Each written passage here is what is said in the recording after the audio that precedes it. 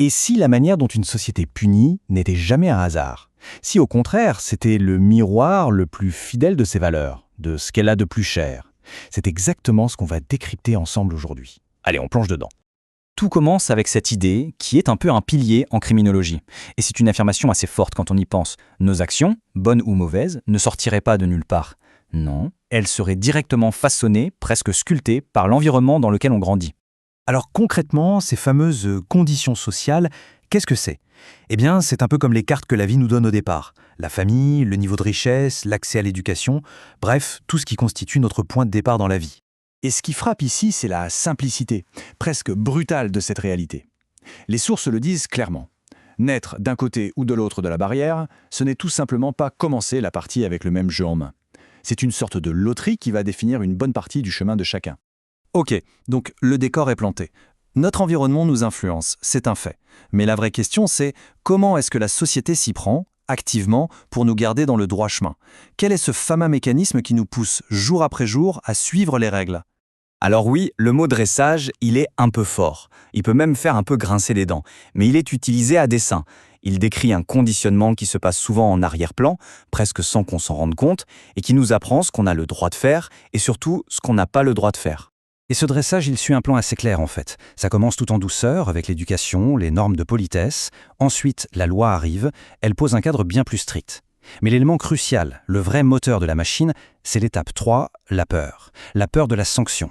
C'est elle qui fait qu'on passe de la simple règle à une véritable obéissance. Et voilà, c'est la clé de voûte de tout le système. Au fond, ce n'est pas tant la morale qui nous guide que quelque chose de bien plus primaire, la peur. La peur des conséquences, la peur du jugement, la peur du châtiment. C'est ça le véritable carburant du contrôle social. Bon, maintenant qu'on a compris le mécanisme, on arrive au cœur de notre sujet. On va regarder comment l'outil principal de ce contrôle, la punition, a évolué à travers le temps. Et c'est là que le lien avec nos valeurs devient absolument fascinant. Ce voyage dans le temps, on peut le découper en 3 grandes ères, 3 époques, et chacune est obsédée par une valeur bien précise. Et vous allez voir, à chaque fois la punition s'adapte pour frapper pile là où ça fait le plus mal, selon les priorités du moment. Allez, on remonte le temps. On retourne à une époque où la force physique, la capacité à travailler la terre, à se défendre, c'était littéralement une question de vie ou de mort. Le corps, ce n'était pas juste une enveloppe, c'était le capital le plus précieux d'un être humain. La logique est donc implacable. Si ce qu'il y a de plus précieux, c'est le corps, alors pour punir de façon efficace, il faut s'attaquer au corps. C'est direct, c'est brutal, et surtout c'est parfaitement en phase avec les valeurs de l'époque. On touche à ce qui compte le plus. Et puis, tout bascule. Avec les Lumières, les révolutions, une nouvelle idée devient sacrée, centrale, la liberté, le droit de penser, de circuler, de choisir sa vie. Voilà la nouvelle valeur cardinale de nos sociétés modernes. Et ça illustre parfaitement comment la punition a changé de visage. On ne vise plus la chair, mais les barreaux, qu'ils soient visibles ou invisibles. L'emprisonnement devient la punition reine. Pourquoi? Tout simplement parce qu'on retire ce qui est devenu le plus cher à nos yeux. Mais est-ce que l'histoire s'arrête là? Est-ce qu'on a atteint la forme ultime de la punition? Pas si sûr. Les sources qu'on analyse aujourd'hui suggèrent qu'on est peut-être en train de vivre les débuts d'un nouveau grand changement. L'indice, il est juste là, sous nos yeux. Quand l'argent devient une motivation si puissante que des gens sont prêts à risquer leur corps, leur liberté et parfois même leur vie pour en avoir, c'est le signe que la hiérarchie des valeurs est en train de se transformer en profondeur.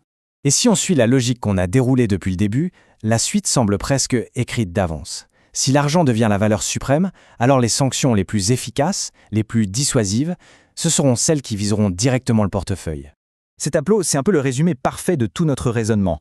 Il met en lumière cette mécanique incroyable. La punition, c'est comme le négatif d'une photo de ce que la société chérit le plus, une relation directe, presque mathématique.